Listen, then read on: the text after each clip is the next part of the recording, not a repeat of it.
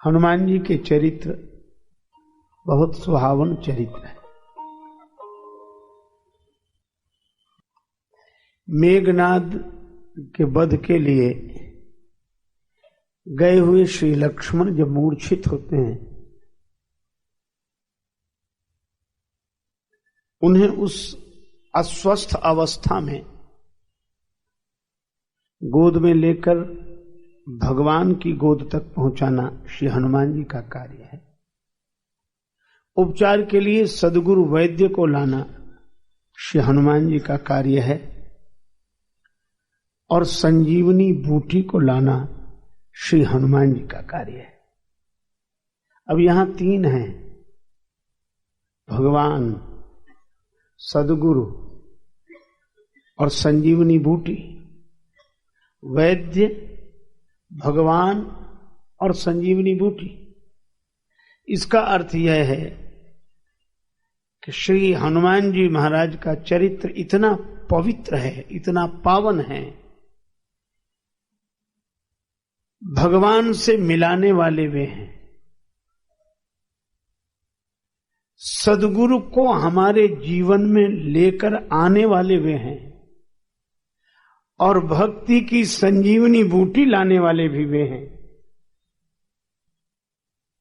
पर्वत के माध्यम से।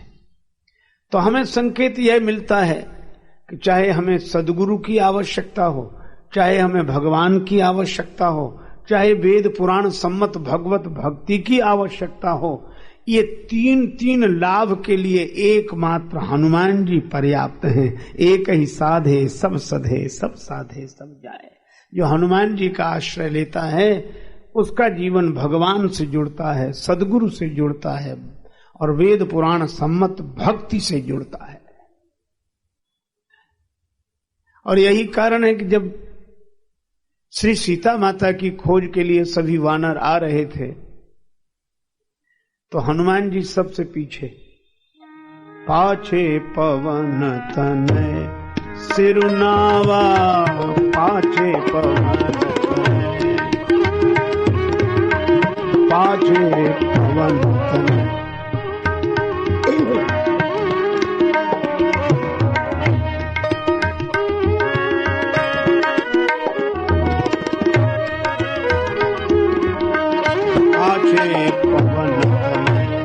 सिरुना जान काज प्रभु निकट बुलावा, पाछे पवन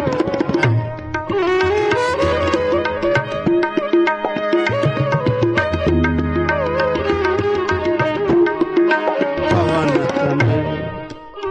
हनुमान जी पीछे और सभी वानर आगे आगे, और वानर राम जी के दर्शन के लिए आगे बढ़ रहे हैं, हनुमान जी सबसे पीछे। किसी ने हनुमान जी से कहा कि भगवान के दर्शन में भी सबसे पीछे, भगवान को प्रणाम करने में भी सबसे पीछे। अरे भगवान को प्रणाम करने में तो आगे रहना चाहिए, आप इन वानरों के पीछे पीछे चल रहे हो। भगवान को प्रणाम करने का क्षण है और आप इनके पीछे आगे होना चाहिए। श्री हनुमान जी ने कहा कि किसी किसी के पीछे भी चलना चाहिए। कहा किसके पीछे चलना चाहिए? हनुमान जी बोले जो भगवान को पाने के लिए आगे बढ़ रहे हो उनके पीछे पीछे चलने में ही जीव का कल्याण है। वो भगवान को पाने के लिए आगे आगे बढ़ रहे हैं, हम उनके पीछे पीछे चल रहे हैं। और इसलिए आ गए शौक के आखिरी मोड़ पर, राह के पेचोखम देखते देखते अब तो मंजिल पे एक दिन पहुंच जाएंगे, इनके नक्शे कदम देखते देखते हम इनके पीछे पीछे चलें, ये जा रहे हैं हम। और दूसरा आशय यह है कि राम जी को पाने के लिए जो वानर जा रहे हैं, श्री हनुमान जी उनके पीछे चल रहे हैं। हनुमान जी ने कहा कि पीछे ही नहीं चल रहे हैं, एक दूसरा काम भी कर रहे हैं। क्या? का भगवान को पाने के लिए जैसे ही कोई आगे बढ़ता है हम उसके पीछे पड़ जाते हैं, और जब तक उसे भगवान से न मिला दे तब तक पीछा नहीं छोड़ते। अच्छा, पीछे क्यों पड़ जाते हो? बोले ताकि वो पीछे न लौट पावे। भगवान को पाने के लिए कोई आगे बढ़े तो उसे पीछे नहीं लौटने देते, पीछे पड़ के भगवान से मिलाकर ही पीछा छोड़ते हैं। और सचमुच हनुमान जी जिसके पीछे पड़ जाएं उसे भगवान मिल ही जाते हैं, निश्चित मिलेंगे। तो इनके पीछे क्यों का बंदर है, इनका क्या ठिकाना, कब आगे बढ़े कब पीछे लौट आवे। और अगर देखा जाए तो हम सबको एक एक बंदर मिला है, दिखता नहीं है क्योंकि अंदर है, मन ही तो वह बंदर है, इसका कोई ठिकाना नहीं, कब उधर चले कब इधर। एक क्षण में भोगी एक क्षण में योगी, एक क्षण में भोगी एक क्षण में योगी, पल भर में ज्ञानी पल में वियोगी, पल भर में ज्ञानी पल में वियोगी। बदलता जो क्षण क्षण में वृत्ति अपनी, कभी अपने मन के भरोसे न रहना, कभी अपने मन के भरोसे न रहना। तन कीमती है मगर है विनाशी, कभी अगले क्षण के भरोसे न रहना।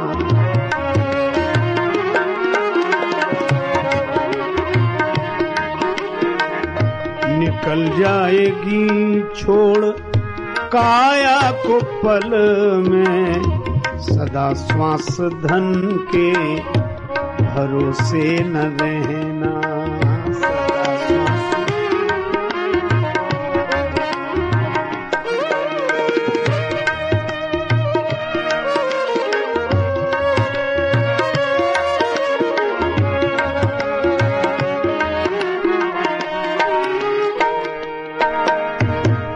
तुझको जो मेरा मेरा कहेंगे, जरूरी नहीं वे भी तेरे रहेंगे। मतलब से मिलते हैं दुनिया के साथी, सदा इस मिलन के भरोसे न रहना, सदा इस मिलन।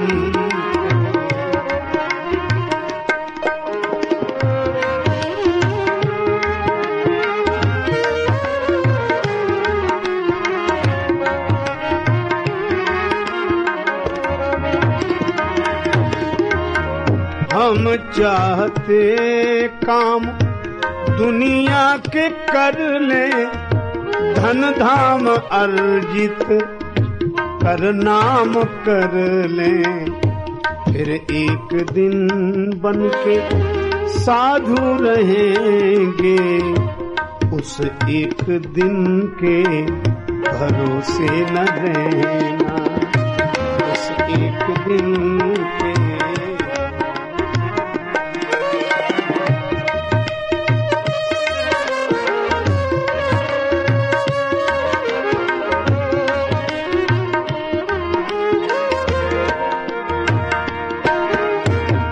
राजेश अर्जित गुरु ज्ञान कर लो, या प्रेम से राम गुणगान कर लो, अथवा श्री राम नाम रटो नित नियम से, किसी अन्य गुण के भरोसे न रहना।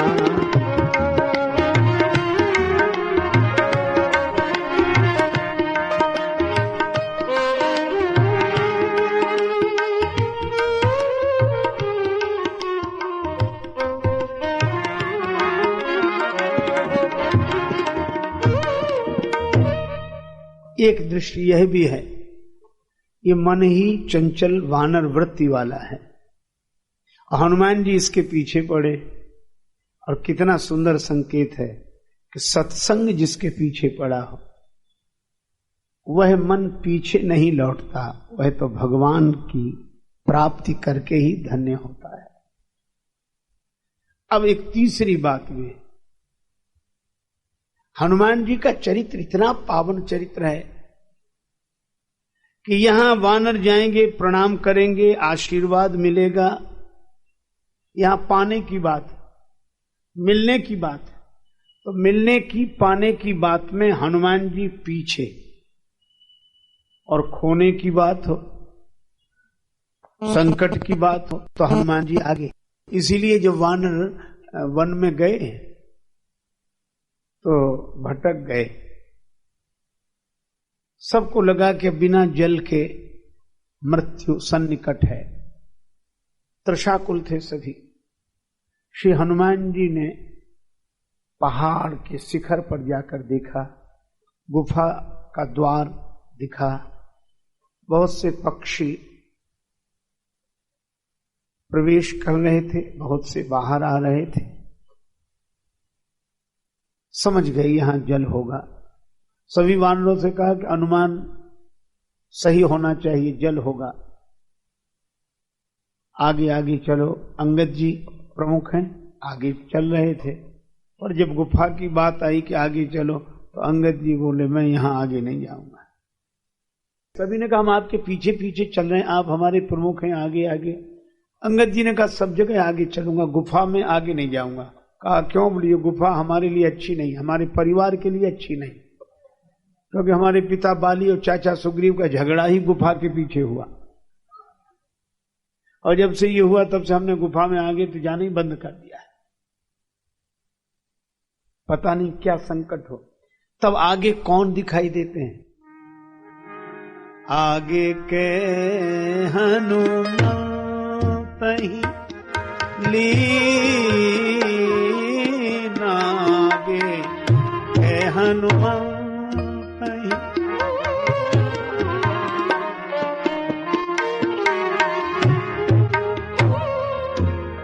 बैठे विवर विलंब न कीना,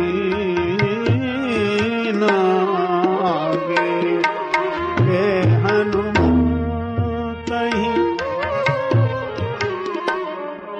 आगे के हनुमान तहीं। हनुमान जी वहां आगे हो गए। संकट की संभावना हो तो हनुमान जी आगे, खोने की बात हो तो हनुमान जी आगे, पाने की बात हो तो हनुमान जी पीछे। हम लोग पाने की बात हो तो आगे,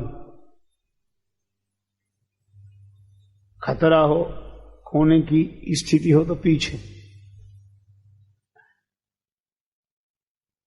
मिले तो उसमें हम सबसे आगे हों, और कुछ बिगड़ रहा हो तो दूसरे का बिगड़े, बने तो हमारा बने।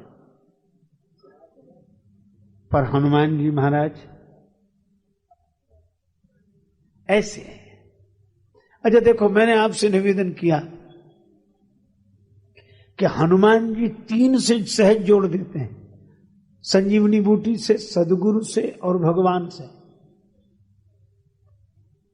संजीवनी बूटी भक्ति रूपा है, रघुपति भगति सजीवन मूरी, सुखैन वैद्य सदगुरु के स्वरूप हैं, और राम जी भगवान है। अच्छा अब एक बात और भी सोचें, ये तीनों अलग अलग जगह हैं। जहां राम जी हैं वहां सुखैन वैद्य नहीं, और जहां सुखैन वैद्य हैं वहां राम जी नहीं है, और जहां संजीवनी बूटी है वहां ये दोनों नहीं है। पर हनुमान जी ने तीनों को इकट्ठे कर दिए। वहीं राम जी वहीं ले आए सुखैन वैद्य को, वहीं ले आए संजीवनी बूटी, ये तीनों को इकट्ठा कर दिया। तो हमें तो यह लगता है कि इन तीनों को इकट्ठे अगर किसी एक में पाना हो तो हनुमान जी में ही तीनों मिल जाएंगे। कैसे? सदगुरु को पाना हो तो हनुमान जी, जय जय जय हनुमान गुसाई, कृपा करहु गुरुदेव की नाई। श्री हनुमान जी गुरुदेव हैं। श्री तुलसीदास जी कहते हैं कि हमने तो गुरु रूप में देखा हनुमान जी को, इसीलिए श्री हनुमान चालीसा का आरंभ भी गुरु वंदना से, श्री गुरु चरण सरोज रज, और समापन भी कृपा करहु गुरुदेव की नाई। हनुमान जी गुरुदेव हैं। अच्छा, श्री तुलसीदास जी महाराज से किसी ने पूछा गुरुदेव हैं? हाँ, गुरुदेव का काम भगवान को दिखा देना, भगवान से मिला देना और भगवान से पहचान करा देना। अच्छा, कभी कभी ऐसा होता है कि भगवान सामने भी हों, मुश्किलें होती हैं आसान, बड़ी मुश्किल से मुश्किलें होती हैं आसान, बड़ी मुश्किल से आदमी बनता है इंसान, बड़ी मुश्किल से मुश्किलें होती हैं।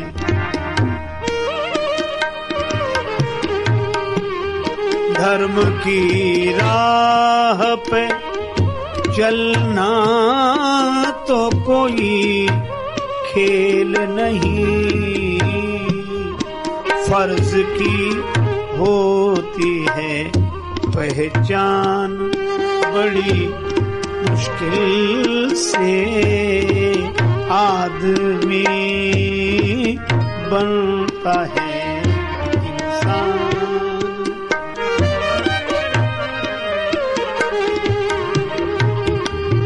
मैं की मस्ती से भी बढ़ के है खुदी की मस्ती। अभिमान का नशा हर एक नशे से बड़ा है।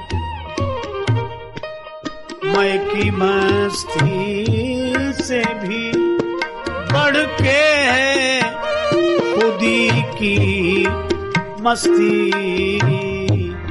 होश में आता है इंसान, बड़ी मुश्किल से मुश्किलें होती हैं।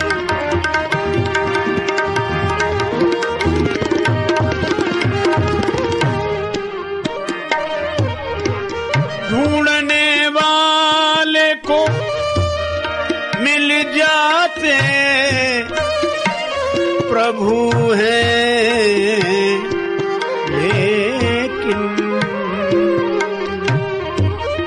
आँख कर सकती है पहचान, बड़ी मुश्किल से आँख कर सकती है। राम हरि गुण गाये जिंदगी बेकार न कर, चोला मिलता है ये नादान, बड़ी मुश्किल से आदमी हो। आंख कर सकती है पहचान, बड़ी मुश्किल से। श्री तुलसीदास जी को तो भगवान मिल गए, सामने खड़े हैं। श्री तुलसीदास जी चंदन उतार रहे हैं, नेत्र प्रेम आंसुओं से भरे हैं। मंदाकिनी गंगा जी के किनारे चित्रकूट में मौनी अमावस्या के दिन बैठे हैं, चंदन उतार रहे हैं। भगवान प्रकट हो गए, बाबा थोड़ा चंदन हमें दे दो। श्री तुलसीदास जी ने सिर झुकाए झुकाए उत्तर दिया, भैया हम वैसे ही बहुत परेशान हैं, किसी और से मांग लो। घाट पर बहुत से पंडे हैं, हमें हमारे हाल पर अकेला छोड़ दो। राम जी मन ही मन हंसे कि जिसके लिए परेशान है वही तो सामने है। भगवान ने कहा कि बाबा चंदन दो, चाहे मत दो, पर एक बात बताओ, क्यों रो रहे हो? कौन खो गया है तुम्हारा? श्री तुलसीदास जी ने कहा, मेरे भगवान मुझे नहीं मिल रहे। तब तो आपके भगवान बड़े कठोर हैं, आप इतना रोते हो, भगवान नहीं मिल रहे। अब तुलसीदास जी ने सिर ऊपर किया, इनको मुझसे इतनी सहानुभूति है, तो हाथ जोड़ के बोले, ना भैया ऐसे मत कहो, भगवान कठोर नहीं है, भगवान तो बड़े कृपालु हैं, हमारा भाग्य ही ऐसा है तो वो कृपालु, पर भाग्य ऐसा है मेरा, क्या करें? भगवान ने कहा, रे रे रे रे, हमें बड़ा दुख हुआ आपकी यह दशा देखकर, और आपके भगवान से भी हमें शिकायत है। भगवान ही कह रहे हैं। अब बोलो, भक्त हैं तुलसीदास जी, राम जी हैं, भगवान भक्त भगवान दोनों मिल गए, पर मिलकर भी नहीं मिले, और भगवान के साथ यही सबसे बड़ी कठिनाई है। एक संत कहते थे कि जगत के पदार्थों की प्राप्ति अप्राप्त की प्राप्ति है। जगत के पदार्थों की प्राप्ति, हम उसी की तो कामना करते हैं जो प्राप्त न हुआ हो, अप्राप्त की प्राप्ति है, पर परमात्मा की प्राप्ति तो प्राप्त की प्राप्ति है, वो तो मिले हुए हैं। खोया होए तो फिर मिले, और रूठा ले ही मनाए, और मिला रहे फिर ना मिले, तासों कौन बसाए। भगवान मिले हैं, दिख रहे हैं फिर भी नहीं दिख रहे, नियरे होए सूझत नहीं, लानत ऐसी जिंद, तुलसी या संसार को भयो मोतिया बिंद। आंख ठीक नहीं है, पर आंख का मोतिया बिंद, ज्ञान वैराग्य के नेत्रों में राग द्वेष का मोतिया बिंद आ गया है। अंजन चाहिए, और अंजन भी कौन सा? गुरुपद रज मृदु मंजुल अंजन। जिन आंखों से राग द्वेष के कारण हम परमात्मा को नहीं देख पाते, मन की उन्हीं ज्ञान वैराग्य की आंखों में जब राग द्वेष का मोतिया बिंद मिटाने के लिए गुरुदेव के चरण धूलि का अंजन लगाते हैं, तब हम भगवान को देख पाते हैं। यह गुरुदेव की महिमा है। तो भक्त हैं तुलसीदास जी, राम जी हैं भगवान, लेकिन आवश्यकता है गुरुदेव की। तो गुरुदेव बनकर बोले कौन? हनुमान जी। आवाज सुनाई पड़ी, श्री रघुवीर खड़े हैं सन्मुख, तुलसी तू क्यों रोता, सफल करो दृग हनुमान जी, बोले बनकर तोता, शोभा रामचंद्र की देखो नित्य नवल सी, गुण गायक सीताराम जी के।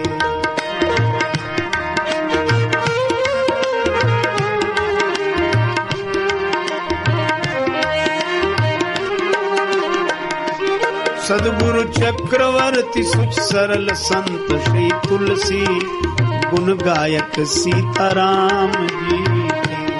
सद्गुरु चक्रवर्ती सुच सरल संत श्री तुलसी, गुण गायक सीताराम जी के।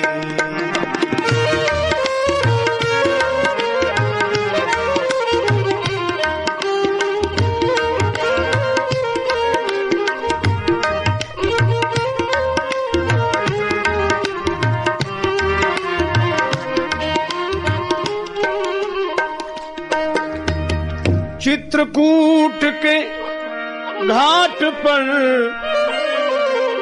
भई संतन की भीड़, तुलसीदास चंदन घिसे तिलक देत रघुवीर। और जो हनुमान जी ने यह ज्ञान दिया, बिन गुरु होए की ज्ञान, तो तुलसीदास जी भी प्रभु पहचान परऊ गही चरना। तो ये गुरुदेव हैं, कृपा करहु गुरुदेव की नाई। हनुमान जी मिल जाए तो ऐसे लगता है कि गुरुदेव मिल गए, क्योंकि हनुमान जी गुरुदेव हैं, हनुमान जी गुरु तत्व हैं। अच्छा, इसलिए भी गुरुदेव हैं। एक जगह श्री हनुमान चालीसा का पाठ हो रहा था, लोग श्री हनुमान चालीसा पढ़ते पढ़ते उस पंक्ति का पाठ करने लगे, शंकर सुवन केशरी नंदन तेज प्रताप महाजगबंदन। एक सिद्ध पुरुष बैठे थे, वे अपनी भाव दशा में आनंदित होते हुए श्री हनुमान चालीसा का पाठ सुन रहे थे, और जैसे ये पंक्ति आई, शंकर सुवन केशरी नंदन, कहने लगे बंद करो बंद करो बंद करो, अशुद्ध पाठ मत करो। अरे महाराज, इसमें पुस्तक में श्री हनुमान चालीसा की प्रति में यही लिखा है। महात्मा बोले लिखा है तो भी मत पढ़ो। अरे कल लिखा है, कल तुम लेखे की बात करते हो, हम देखने की बात करते, हमने जो देखा है। तो क्या महात्मा बोले शंकर सुवन केशरी नंदन मत कहो, ये पढ़ो शंकर स्वयं केशरी नंदन। शंकर जी ही श्री हनुमान जी के रूप में प्रकट हुए। जैसे ये पंक्ति आई, शंकर सुवन केशरी नंदन, कहने लगे बंद करो बंद करो बंद करो, अशुद्ध पाठ मत करो। अरे महाराज, इसमें पुस्तक में श्री हनुमान चालीसा की प्रति में यही लिखा है। महात्मा बोले लिखा है तो भी मत पढ़ो। अरे कल लिखा है, कल तुम लेखे की बात करते हो, हम देखने की बात करते, हमने जो देखा है। तो क्या महात्मा बोले शंकर सुवन केशरी नंदन मत कहो, ये पढ़ो शंकर स्वयं केशरी नंदन। शंकर जी ही श्री हनुमान जी के रूप में प्रकट हुए। प्रगटे श्री काशीश कीश बने राम भगति के काज। श्री शंकर जी हनुमान जी के रूप में आए। अच्छा, शंकर जी कौन? तुम त्रिभुवन गुरु वेद बखाना, आन जीव पामर का जाना। शंकर भगवान सदगुरु हैं, वंदे बोधमयम नित्यम गुरुम शंकर रूप। तो शंकर जी हैं गुरुदेव, और उनके अवतार हनुमान जी। तो हनुमान जी गुरु तत्व हैं, हनुमान जी गुरु हैं। इसलिए गुरु को पाना हो तो हनुमान जी को देखो। हनुमान जी के रूप में सदगुरु मिल जाते हैं। अच्छा, और एक बात कहूं, तुलसीदास जी को हनुमान जी गुरु रूप में दिखाई देते, पर एक भक्त को हनुमान जी मिले, वे हैं भगवत भक्ति भूषण परम भागवत श्री भरत जी। हनुमान जी अयोध्या में संदेश लेकर आए कि श्री राम जी आ रहे हैं। रिपुरण जीत सुजस सुर गावत, सीता सहित अनुज प्रभु आवत। श्री भरत जी ने जो यह समाचार सुना तो यही बोले, को तुम तात कहाँ ते आए, मोही परम प्रिय बचन सुनाए। मोही परम प्रिय बचन सुनाए, मोही परम प्रिय बचन सुनाए। आप कौन हैं? इतने परम प्रिय वचन सुनाने वाले कौन हैं? हनुमान जी विप्र रूप में आए थे, प्रकट हो गए अपने वानर रूप में, और यही कहा,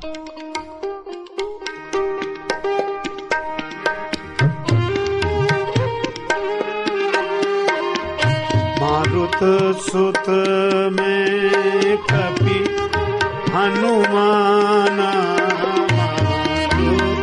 सुत में कपि हनुमाना, नाम मोर सुनु कृपा निधाना, नाम मोर कृपा निधाना, नाम मोर सुनु।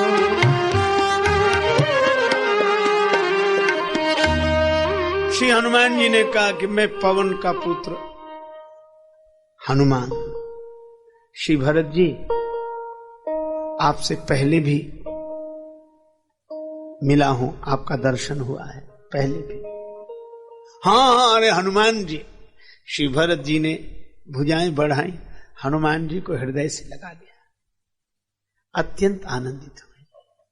और मिलकर जब अलग हुए तो श्री भरत जी ने श्री हनुमान जी से कहा, क्या आप सचमुच हनुमान हो? हनुमान जी ने कहा, सचमुच के हनुमान कैसे होते हैं, हम तो हैं वही हनुमान ही हैं।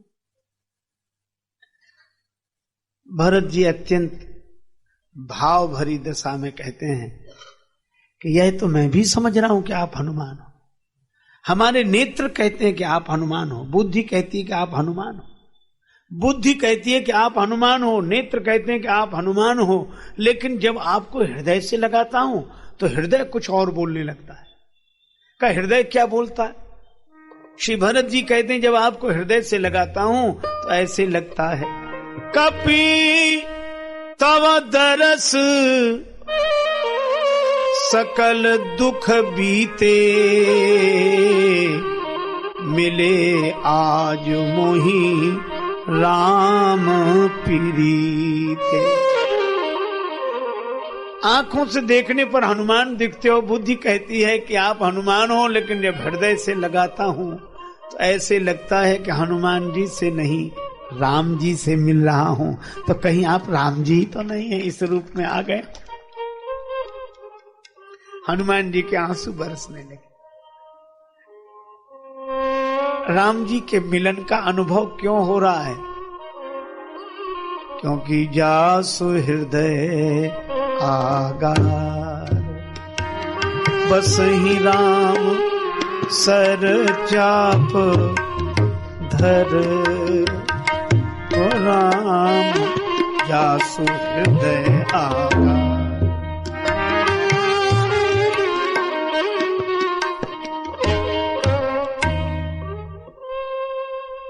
हनुमान जी भगवान से भरे हैं, इसलिए उनका मिलन उनका है ही नहीं, वो है ही नहीं। और जब वो हो तो लगे कि वो हैं। अच्छा देखो, आपको एक बात बताएं, सूर्य उदय तो होता है पर दीवार के कारण प्रकाश भीतर नहीं आ पाता है। जैसी प्रकाश बाहर भीतर आना चाहता है दीवाल। अच्छा, अगर दीवाल की जगह द्वार हो तब तो प्रकाश को आने में कोई कठिनाई नहीं, द्वार से तो प्रकाश पहुंच जाता है, दीवार से नहीं पहुंचता। और दीवार और द्वार में अधिक अंतर नहीं है। द्वार में कुछ लगा दो तो द्वार ही दीवार है, और दीवार में से कुछ हटा दो तो दीवार ही द्वार है। द्वार में कुछ लगा दो तो द्वार ही दीवार है, और दीवार में से कुछ हटा दो तो दीवार ही द्वार है। इसी तरह जिनके जीवन में द्वार और दीवार का अंतर स्पष्ट हो गया, अर्थात जिनकी जिंदगी की दीवार में से अहंकार का कुछ हट गया, तो ये जिंदगी दीवार नहीं द्वार बन जाती है।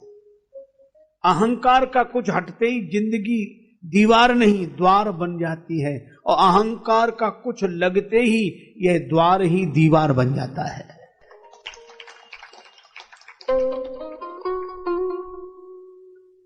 हनुमान जी में अहंकार का कुछ नहीं है, इसलिए उनका जीवन द्वार है, और जिनका जीवन द्वार बन जाता है तो द्वार जैसे ही खाली जगह देता है तो उस जगह सूर्य भगवान प्रकट हो जाते हैं प्रकाश के रूप में।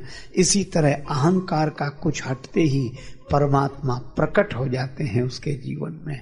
तो हनुमान जी का मिलना तो भगवान का मिलना है। भरत जी को भी लगता है यही, और श्री विभीषण जी को भी लगा कि तुम राम दीन अनुरागी, निराकार की आरसी श्री सदगुरु की देह है।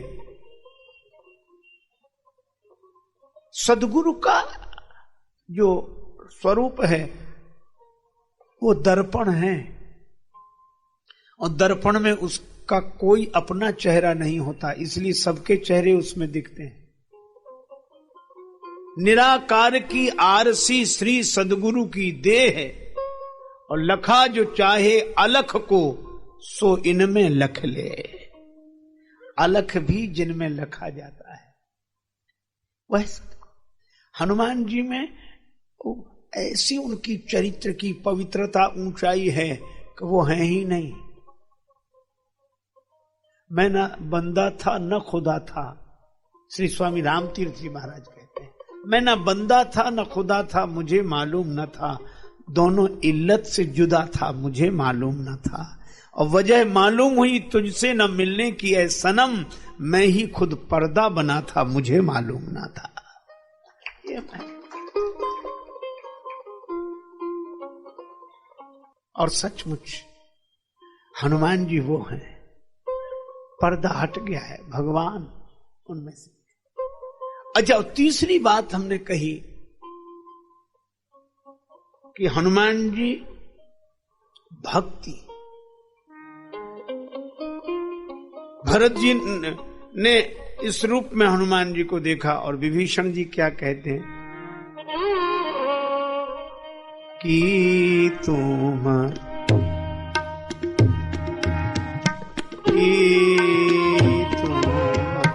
हरि दासन मह को की तुम दासन मह को की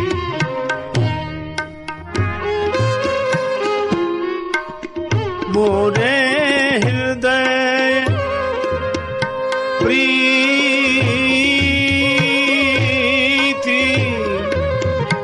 अति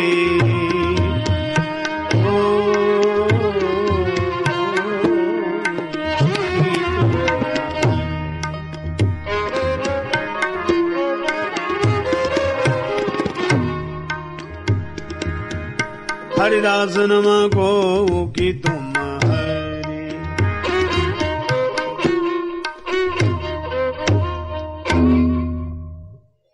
श्री हनुमान जी को देखकर विभीषण जी के मन में प्रेम उमड़ रहा। ये भक्ति। तो ये प्रेम क्यों उमड़ रहा है? क्योंकि हनुमान जी के पास भक्ति प्रमाण राम रसायन तुम्हारे पासा।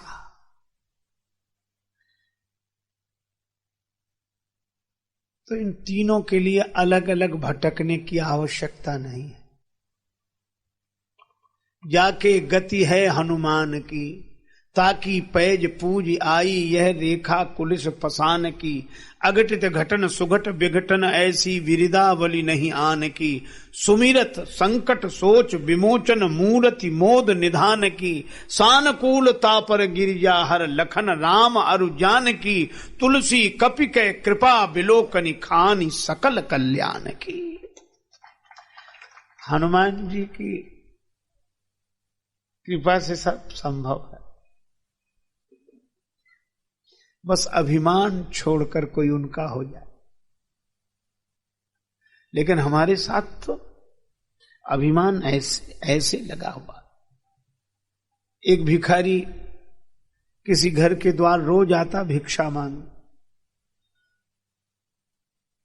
रोज आता भिक्षा मांग। वृद्धा बैठी रहती द्वार पर, मना कर देती बुरी तरह, चलो बाबा कुछ नहीं, चलो तुम्हें और कोई काम नहीं, यही घर मिलता है, रोज आ जाते हो, चलो कुछ नहीं। रोज मना करती पर भिखारी ठहरा, वह भी रोज आता तो बढ़िया फिर मना करती। ये नियम था, वो मना करना बंद न करे, वो आना बंद न करे। एक दिन वो वृद्धा कहीं गई थी मोहल्ले में किसी के यहां, पीछे से वो भिखारी आया तो बहू थी घर में, कुछ मिल जाए भिक्षा। तो बहू ने कहा कि बाबा जाओ, कुछ नहीं है, जाओ। भिखारी चला गया। रास्ते में वो सास मिल गई, वो वृद्धा। कहां गए थे बाबा? तुम्हारे यहां गए थे, कुछ मिला ना? क्यों? बहू ने मना कर दिया। बहू ने मना किया? बहू कौन होती मना करने वाली? चलो लौटकर। भिखारी ने सोचा इन दोनों के झगड़े में हमें फायदा, वो भी आ गया। सास ने कहा तूने मना किया? बहू बोली जी माता जी। क्यों किया? आप करती थी ना रोज में, तो जो मैं करूंगी सो तू करेगी? मेरी बराबरी कर रही है, कल से आई है, तेरा हुक्म चलेगा? मैं जो कहती हूं वह होता है, तूने कैसे कहा? बहुत डांटा। बहू बोली गलती हो। गलती? अच्छा गलती है ये, मेरी बराबरी कर रही है, अपराध है, बहुत बड़ा अपराध। माता जी हाँ, बहुत डांटा। भिखारी ने सोचा कि अब ठीक है, लेकिन बहू को डांटती हुई सास बोली मना करती तो मैं करती, तू कौन है मना करने वाला? और इतना कहकर भिखारी से बोली बाबा अब मैं मना करूं, कुछ नहीं है, जाओ। तो हमारे अभिमान की हालत तो ऐसी है कि मना भी करें तो हम करें। अहम कितने सूक्ष्म आकार लेकर बना रहता है। एक बार 1000 रुपए की इनाम रखी, चंचल घोड़ा, इस पर कोई बैठकर सवारी करके बता दे। वो घोड़ा इतना चंचल कि जो पीठ पर बैठे उसी को गिरा दे। एक आदमी बोला मैं इनाम जीतूंगा, 1000 रुपए में बैठूंगा। बैठा, घोड़े पर बैठा, घोड़े ने छलांग लगाई, एक बार में एक हाथ आगे खिसक गया, दूसरी बार में यहां सिर तक, तीसरी बार में गिर गया। लोगों ने कहा हार गया, हार गया। बोला कौन? उठकर खड़ा, बोल कौन कहता हार गया? जीत गया हूं, 1000 रुपए दो। बोले कहा कि धूल तो झड़ाओ, नीचे गिर गए। कहा हम नीचे गिरे ही नहीं। कहा क्यों नहीं गिरे? सबके सामने गिरे। बोले सब कहते रहे, हम माने तब तो, हम गिरे ही नहीं। गिरे नहीं तो फिर घटना क्या घटी? उसने कहा हम तो प्रगतिवादी हैं। घोड़े ने छलांग लगाई, एक हाथ आगे बढ़ गए, दूसरी छलांग में सिर तक आ गए, और तीसरी छलांग में गिरे नहीं, हम तो आगे बढ़ रहे थे। अब घोड़ा ही खत्म हो जाए तो हम क्या करें? कुछ लोग ऐसे भी गिरने को भी गिरना नहीं मानते, दुर्गति को भी प्रगति। हम तो आगे बढ़ रहे थे। एक आदमी रास्ते से जा रहा था, दूसरा आदमी छत पे टहल रहा था, पान खाए हुए था, बिना सोचे समझे पान की पीक नीचे चला दी, और राहगीर बेचारा टोपी लगा उसके सिर पे गिरी। तो उसने ऐसे देख के कहा कि भाई साहब नीचे देखकर नहीं थूक सकते? तो भी उसको गलती मान के, भाई गलती हो गई, माफ करो भाई ना। कहा कि भाई साहब नीचे देखकर नहीं थूक सकते। क्या बोला? तुम ऊपर देखकर क्यों नहीं चलते? उसने कहा गनीमत है कि ऊपर देखकर नहीं चल रहे थे, नहीं सिर का स्थान मुंह ही होता। अभिमानियों की ऐसी ऐसी हालत है महाराज। दो में झगड़ा हुआ, एक ने कहा ऐसा तमाचा मारेंगे कि तुम्हारे 32 दांत नीचे आ जाएंगे। दूसरा भी गुस्से में था, कहा हम ऐसा तमाचा मारेंगे कि तुम्हारे 64 दांत नीचे आ जाएंगे, 64। तो तीसरा बोला जरा होश में, 64 होते भी हैं तो भी गलती नहीं मानी। क्या बोला?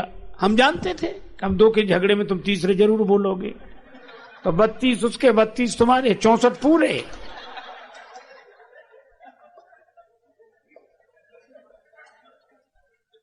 इसलिए भाई हमारी तो यह दशा है।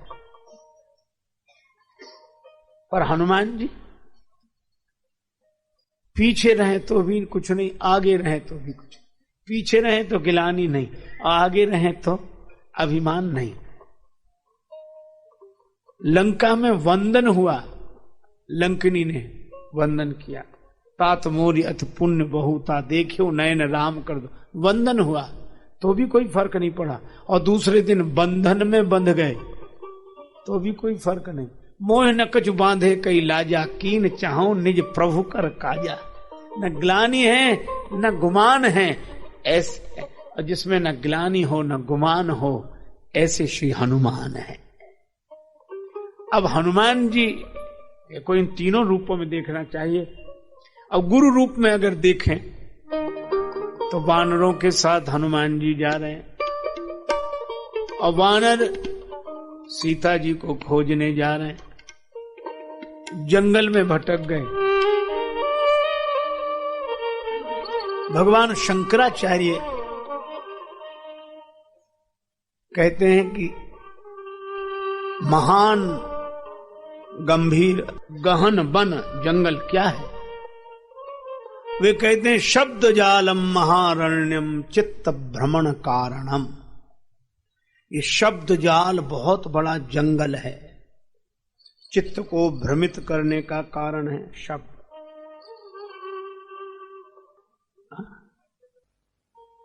शब्द जाल का जंगल। अच्छा, जरा इस पर विचार करें। भगवान शंकराचार्य कहते हैं कि शब्द जाल का जंगल है, लेकिन क्या यह भी शब्द नहीं है? जैसे कोई कहे कि तुम सत्य स्वरूप हो, आनंद स्वरूप हो, चैतन्य हो, यह सत्य तो है, पर क्या यह भी शब्द नहीं है?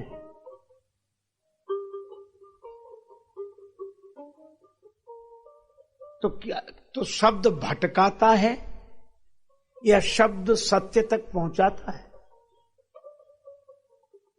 पर भगवान शंकराचार्य कहते हैं कि जंगल है, भटका देता है।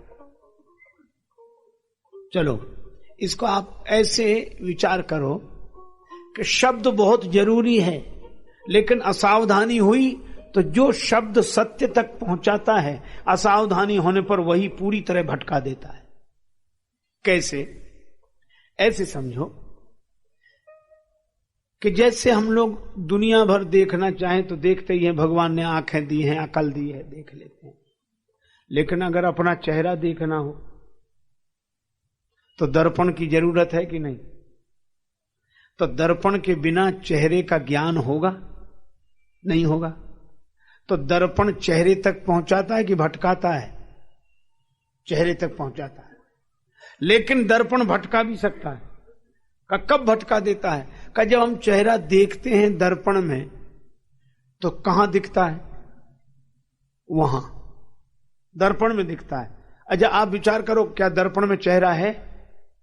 विडंबना यही है कि जहां दिखता है वहां होता नहीं है, और जहां होता है वहां दिखता नहीं है। जहां होता है वहां दिखता नहीं, और जहां दिखता है वहां होता नहीं। अब दर्पण में दिखने वाले चेहरे को ही कोई सत्य समझ ले और जिंदगी भर उधर हाथ मारे कि इसकी नाक पकड़ने, कान आएगा कभी पकड़, और कभी सोचे कि हो सकता है कि हम भोजन करके पकड़ रहे हैं, इसलिए फलाहार करें तो शायद आ जाए, व्रत करने से आ जाए। कितनी भी साधना की जाए पकड़ में नहीं आएगा, और दिखेगा वहीं जहां पकड़ में नहीं आएगा। तो करें क्या? अगर दर्पण में दिखने वाले चेहरे को ही सत्य समझ लिया तो दर्पण ने आपको पहुंचाया नहीं, भटका दिया। लेकिन दर्पण में दिखने वाले चेहरे की ओर हाथ न बढ़ाकर, जिधर दिख रहा है उधर हाथ न बढ़ाएं, जिधर से दिख रहा है उधर हाथ लौटाएं। तो उधर दिखने वाली नाक उधर हाथ बढ़ाने से पकड़ में नहीं आती, इधर लौटाने से जब इसे पकड़ते हैं तो उधर वाली अपने आप पकड़ में आ जाती है। तो देखना उधर पड़ता है, पाना इधर होता है। इसी तरह सत्य का चेहरा शब्द के दर्पण में दिखाई देता है, लेकिन सत्य शब्द में नहीं होता है, सत्य शब्दातीत होता है। इसलिए देखो शब्द में, पाओ कहीं और। हा? भगवान श्री राम कृष्ण देव कितना सुंदर उदाहरण देते हैं कि पंचांग बिल्कुल सही सूचना देता है कि इतने समय इस दिन इतना पानी बरसेगा। बिल्कुल सही सूचना, पंचांग देखकर बताया कि इस समय तो वर्षा का योग है, सही सूचना। पर वे कहते हैं कि पूरे पंचांग को निचोड़ डालो, एक बूंद भी पानी नहीं गिरेगा उससे। अच्छा, अगर आज का उदाहरण देखें, रेलवे टाइम टेबल, कई बार यही लोग आपको रुको नहीं बता दो, इस समय ये गाड़ी है, इस समय ये गाड़ी है, सभी गाड़ियां हैं उसमें,